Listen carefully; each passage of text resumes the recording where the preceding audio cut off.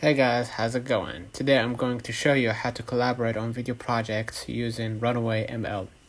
So basically what you're gonna do, you can just go ahead and click invite members right here. Or if you're in a project session and you're working on something, you're gonna be able to see the share button, of course. Go ahead and click on it and you're gonna be able to see the invite members.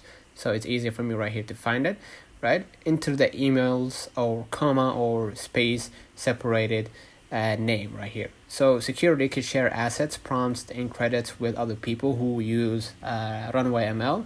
Members will be invited via email, so you can send up to 25 invitations at once, and then hit invite members right here, and then you're gonna be able to actually get people access. Before you click invite members, you can limit their access. They can view or they can edit, or they're admin, meaning they're like you. They can control everything or each aspect of your videos. So if you want to do that, go ahead and hit admin and then hit invite members, and basically other people will now join to your project. Let me know in the comments if this video helped you. Do not forget to like and subscribe. Thank you for watching.